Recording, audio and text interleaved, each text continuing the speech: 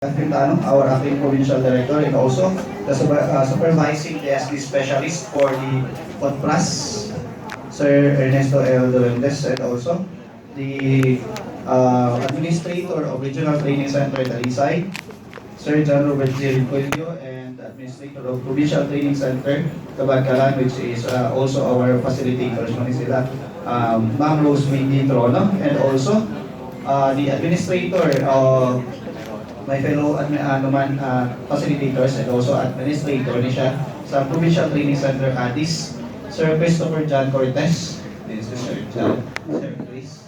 Oh, talaga guys. Okay.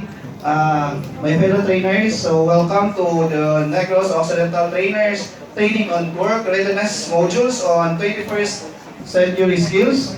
Okay, to start with, may I request everyone to please stand for the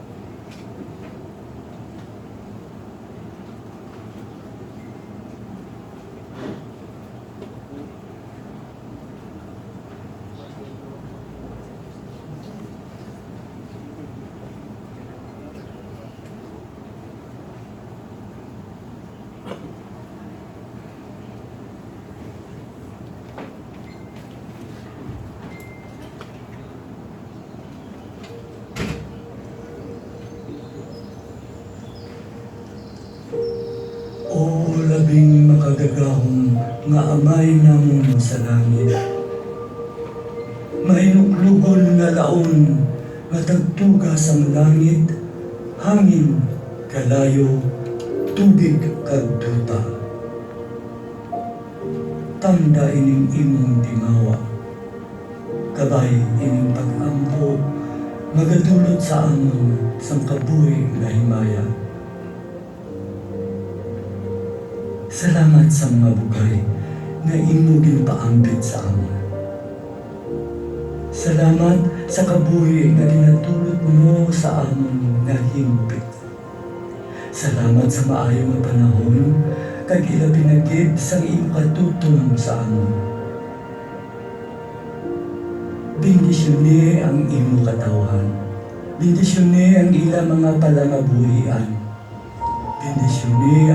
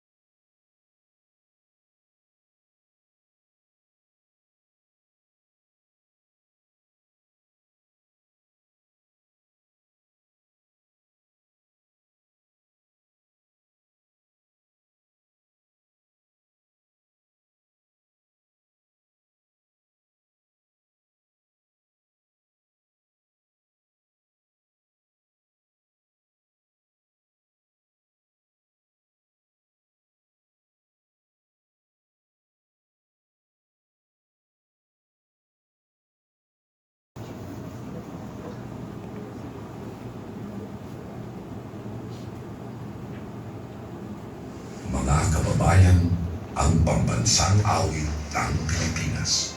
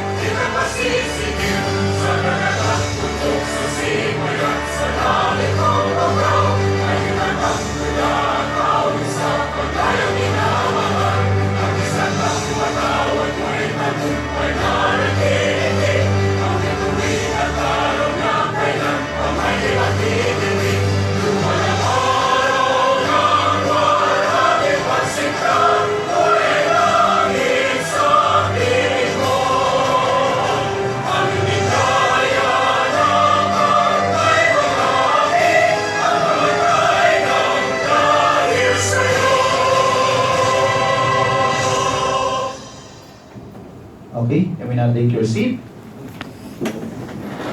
Medyo excited na yung tanong, no? Excited, especially. I would like to request Ma'am Nena, Doc Pasi, Doc Boy Ola, Sir, kikaginag-ayod isa rin sa punong mag-saka. So, Sir, sakay, kaya na open sila ni Sir. Okay. Excited lang tanan ay, no? Especially kay naka-scholarship, ano na sila ni PD.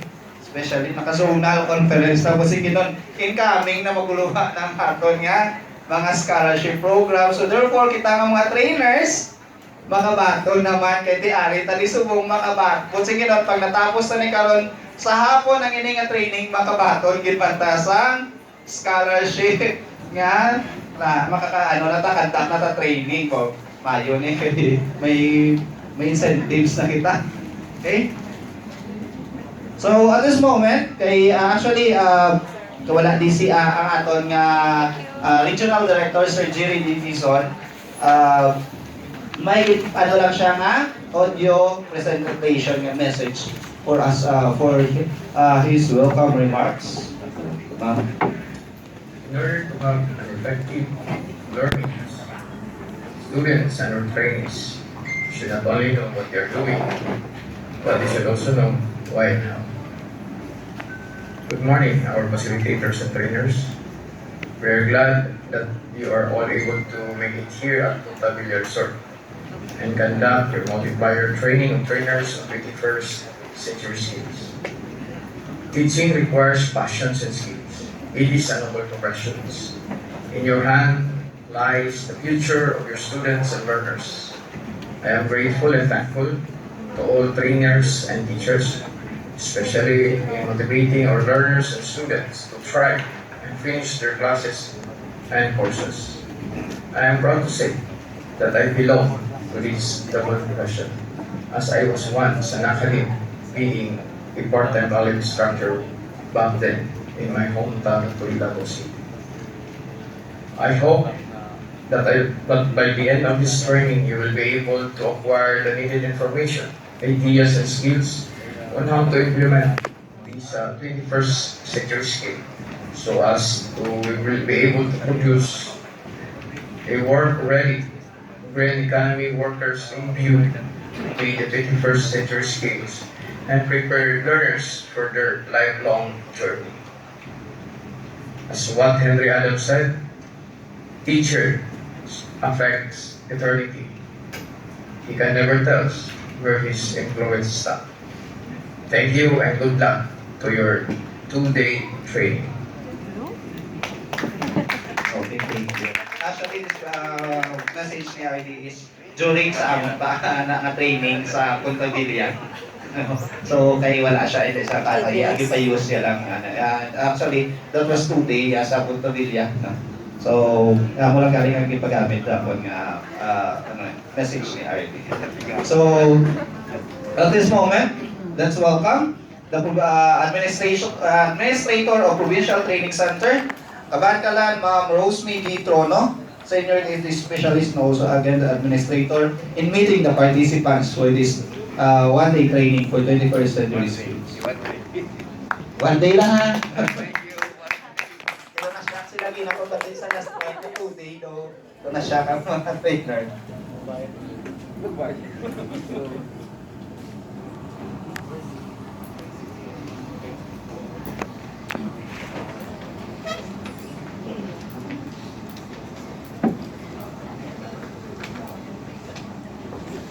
So good morning everyone.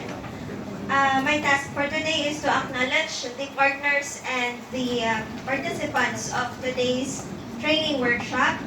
So to start with, let me acknowledge first the officers and members of the ATINO or the Association of Technical Institutions of Negros Occidental headed by Dr. Boy Arola.